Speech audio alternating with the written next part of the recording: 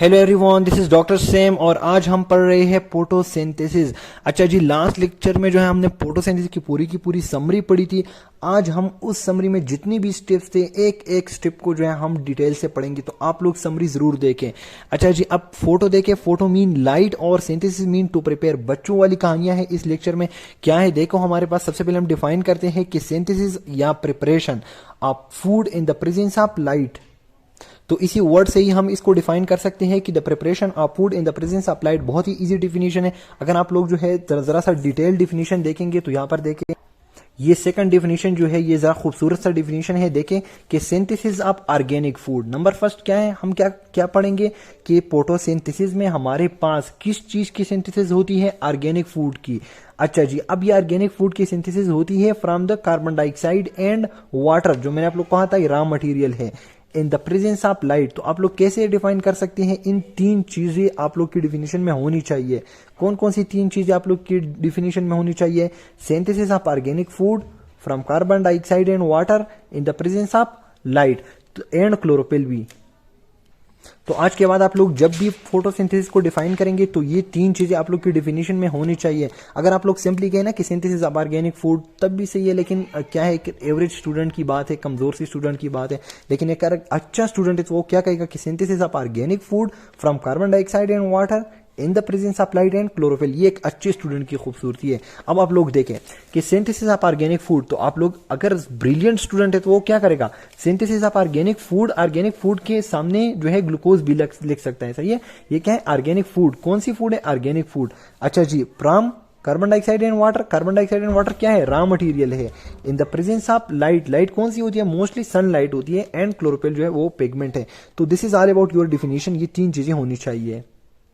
अच्छा जी, जिस तरह हम फिजिक्स में ना एक डिफिनेशन करते थे फिर उसका मैथमेटिकल फॉर्म रखते थे ना, तो इसी तरह वैसे ही हम यहाँ पर करते हैं। देखिए हमारे पास ये है फोटोसिंथेसिस का एक जो है केमिकल फार्मूला, जिस तरह आप लोग कह सकते हैं ना। ये देखिए कार्बन डाइऑक्साइड और वाटर जो से है ये क्या है? ये रॉ मटेरियल। इनसे इन the presence of light and pigment यानी कि क्लोरोफिल क्या बनता है? ग्लूकोज बनता है एंड ऑक्सीजन एंड वाटर। ये देखिए हमारे पास क्या है? Water and oxygen. तो ये सारे के सारे आप लोग का मैथमेटिकल एक बैलेंस केमिकल इक्वेशन है। लेकिन अगर सिंपली आप लोग बैलेंसिंग, तो आपकी केमिस्ट्री का काम है। लेकिन हम बायो में क्या पढ़ते हैं कि कार्बन डाइऑक्साइड और वाटर से इन the presence of light and pigment बनता है ग्लूकोज यानी कि ऑर्गेनिक फूड एंड ऑक्सीजन। अब ये ऑक्सीजन जब प्लांट क्या कर रहे हैं? फोटोसिंथेसिस कर रहे हैं। ये ऑक्सीजन लिबरेट कर रहा है, जो कि हम क्या कर रहे हैं? यूज कर रहे हैं। फाइनली जो है ये देखें हवा में उड़ रहा है। ये जो है हवा में बाहर ये रिलीज हो सकता है, ये रिलीज होता है। अच्छा जी, अब यहां पर जो बातें ना काबिल गौर है, जिस पर आप लोग को गौर करनी चाहिए, वो क्या है? ये देखिए हमारे पास ये कार्बन डाइऑक्साइड और वाटर, ये दोनों जो है कार्बन डाइऑक्साइड भी और वाटर भी का भी आप लोग को पता है, कार्बन डाइऑक्साइड का भी, ये दोनों क्या है? ये इनऑर्गेनिक है। और ये दोनों क्या है? Raw material. जिस तरह मैंने आप लोग को पिछले भी वीडियो में कहा था कि चाय के लिए जिस तरह हमें चाय पत्ती और वाटर, इन चीजों की जरूरत, दूध का जरूरत है, ये रॉ मटेरियल है for a cup of T. तो इसी तरह हमारे पास फोटोसिंथेसिस के लिए ये देखिए कार्बन डाइऑक्साइड और वाटर ये रॉ मटेरियल है। लेकिन रॉ मटेरियल क्या है? ये इनऑर्गेनिक है। ये क्या है? इनऑर्गेनिक इन नेचर है। जब लाइट आ जाती है, पत्ते पे लग जाती है, उसमें क्लोरोफिल होता है और एक सारे का सारा रिएक्शन होता है। उस रिएक्शन के रिजल्ट में हमारे पास इनऑर्गेनिक रॉ मटेरियल से ऑर्गेनिक फूड बनता है। मैंने आप लोग को ऊपर कहा ना डिफिनेशन में, organic food, preparation of organic food from inorganic carbon dioxide and water. तो अब ऑर्गेनिक जो फूड बनी है वो क्या है? ग्लूकोज है, C6H12O6, और ये जो है इसमें केमिकल एनर्जी स्टोर हो चुकी है, और ये क्या है? This is organic. तो आप लोग ये बात गौर याद रख के, बहुत ज्यादा मैं रिपीट कर रहा हूं कि हमारे पास इनऑर्गेनिक मटेरियल से एक ऑर्गेनिक फूड बन चुका है, एक ऑर्गेनिक मटेरियल बन चुका है। This is worth remembering. अच्छा जी, अब मैं आप लोग से क्वेश्चन पूछता हूं कि हमारे पास फोटोसिंथेसिस के रॉ मटेरियल कौन कौन से है? तो आप लोगों ने क्या बताने हैं हमें? मटेरियल जो है रॉ मटेरियल वो क्या है? Carbon dioxide and water. अगर मैं प्रोडक्ट का पूछूं तो प्रोडक्ट में क्या है? Glucose and oxygen. ये क्या है? ये प्रोडक्ट है। अब और क्या फैक्ट्री कौन सी है? कौन सी फैक्ट्री में ये सारा का सारा काम होता है? तो ये होता है ना क्लोरोप्लास्ट के अंदर। फिर क्या होता है? क्लोरोफिल होते हैं, पिगमेंट होता है पिगमेंट के अंदर।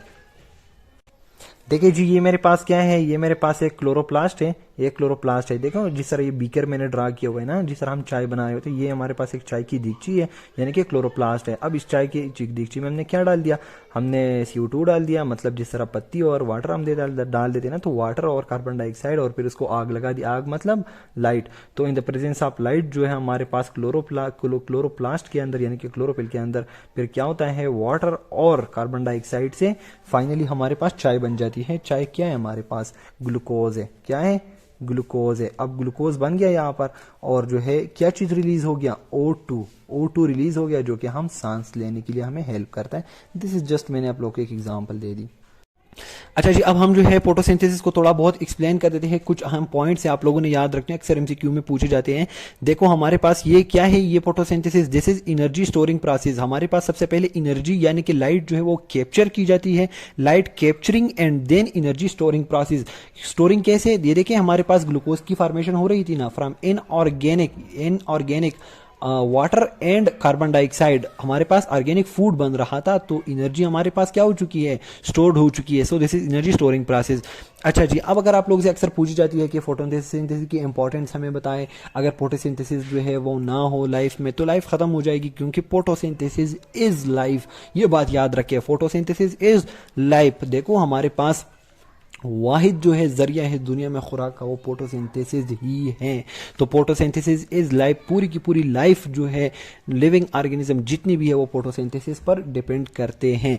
देखो हमारे पास दो चीजें हैं लाइफ में, प्लांट्स है और एनिमल है। तो प्लांट्स तो डायरेक्टली क्या कर रहे हैं, एनर्जी कैप्चर कर रहे हैं, फिर ग्लूकोज बना रहे हैं, फिर उसको यूटिलाइज करते हैं by the process of respiration. So plants are directly dependent upon sun light या फिर फोटोसिंथेसिस। अच्छा जी, लेकिन हम क्या है, एनिमल्स जो है वो हमारे पास इनडायरेक्टली डिपेंडेंट है, क्योंकि वो प्लांट्स को यूटिलाइज कर रहे हैं।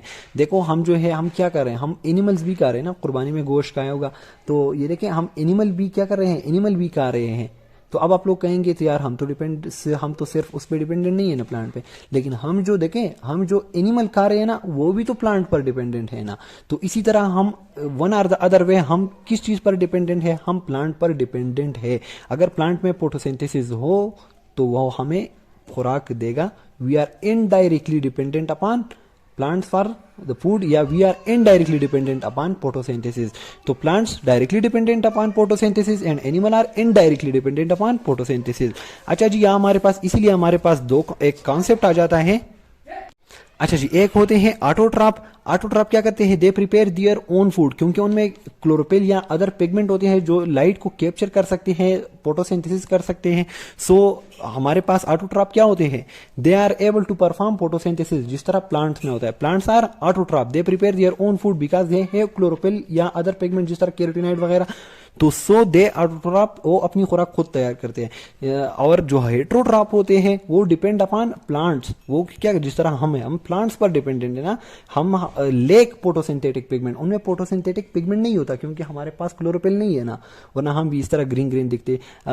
तो इस तरह क्या होता है, हमारे पास वी लेक chlorophyll या other photosynthetic pigments, so we cannot perform photosynthesis and ultimately we are dependent upon autotroph for our food.